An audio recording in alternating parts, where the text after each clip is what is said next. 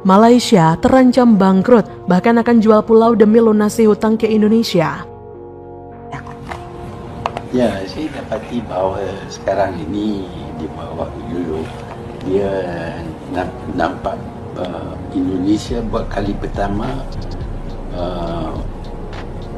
lebih maju daripada Malaysia, daripada segi growth-nya, daripada segi kewangannya lebih baik daripada Malaysia. Dan ini saya ingat disebabkan oleh pemerintahan yang faham tentang selok-belok ekonomi. Indonesia bukan mudah untuk ditadbir, mempunyai 17,000 pulau dan komunikasi susah. Bahawa dianya boleh berjaya adalah satu kejayaan yang cukup besar. Malaysia akan jual lahan hingga pulau demi melunasi hutang negara. Nasib satu negara memang bisa naik turun. Sekarang berjaya, besok bisa jadi melarat. Di era 2000-2006, Malaysia mendapat julukan macan Asia Tenggara. Tapi berbeda dengan sekarang. Negeri jiran itu bak hanya macan kopong. Negeri jiran tak ubahnya dengan macan ompong yang kehilangan taring dan gigi tak berdaya. Pasalnya negara Malaysia dililit krisis ekonomi, sehingga negara tersebut mau tak mau harus membayar hutang yang semakin menumpuk selama beberapa bulan terakhir. Mungkin banyak berita yang tersebar bahwa penduduk Malaysia melakukan segala cara untuk membantu negara, termasuk menggalang dana bersama. Pemerintah tentu tak tinggal diam demi makmurnya Malaysia. Perdana Menteri sampai melakukan beberapa hal berikut ini. Yang pertama, seperti memangkas gaji pejabat negara. Punya jabatan sebagai pejabat atau gaji yang diperoleh juga lebih besar. Oleh karenanya, PM Ismail membuat kebijakan bahwa gaji para menteri negara akan dipotong sebanyak 10%. Hal ini sudah diungkapkan sejak tahun lalu. Namun bagi mereka yang gajinya kecil, pemangkasan tidak akan diberlakukan. Persetujuan ini juga dialami oleh Raja Malaysia yang ikut menyepakati gaji dan tunjangan dipotong sebanyak 10% hingga akhir masa jabatannya nanti. Yang kedua, menerapkan sistem pajak yang berbeda. Melansir mediaindonesia.com, sejak tahun lalu, Malaysia punya rencana akan menerapkan skema pajak baru untuk mendongkrak penerimaan negara. Pun penjualan aset masuk dalam opsi pembayaran utang negara yang kian membengkak. Pajak yang akan diterapkan ini berbeda dari penjualan dan jasa, serta tidak akan memberatkan rakyat. Uang yang dihasilkan dari pajak akan digunakan untuk membantu pelunasan utang negara yang semakin banyak. Yang ketiga, rencana untuk menjual aset negara. Sebagai orang yang bertanggung jawab atas semua masyarakat di dalam suatu negara, pastilah berat sekali berada di posisi PM Malaysia. Ia harus putar otak bagaimana agar Malaysia kembali bangkit.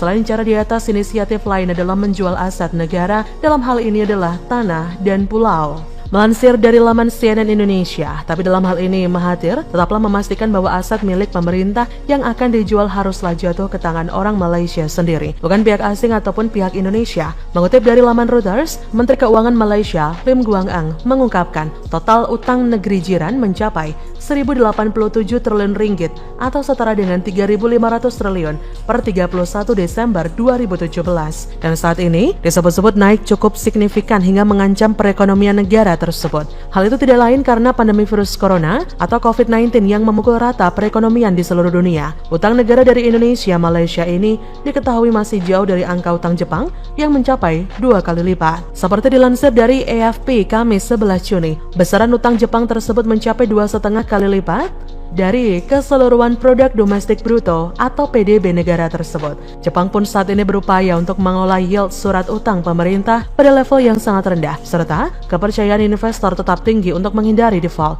Secara keseluruhan, Bank Sentral setempat Bank of Japan (BOJ) pada akhir 2019 mencatatkan tingkat utang negeri Sakura mencapai 1.328 yen atau setara dengan 12,2 triliun dolar AS atau setara dengan 170.800 triliun dengan kurs Rp14.000 per dolar AS. Meski mencapai angka utang yang cukup fantastis, namun hal itu dirasa masihlah tidak terlalu bermasalah. Beda nasib Malaysia justru terancam bangkrut dengan utang yang mencapai 3.500 triliun tersebut. Hal itu tak lain karena pengaruh dari rasionya terhadap PDB yang telah melebihi 60%. Tetapi berbanding terbalik dengan Indonesia, meski memiliki nilai utang yang hampir 2 kali lipat daripada Malaysia, Indonesia disebut masih aman karena meski utang meningkat hampir 1.500 triliun, tapi rasio jumlahnya hanya mencapai 29% dari PDB.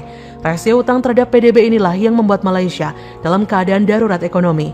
Hal itu tak lain karena Malaysia bakal kesulitan untuk membayar cicilan utang setiap tahunnya. Jadi bagaimana menurut Anda?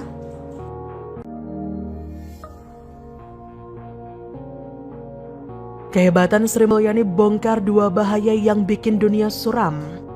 Kita melihat munculnya resiko baru, jadi resiko terhadap perekonomian dan terhadap negara kita bergeser kepada tekanan ekonomi global. Apa ini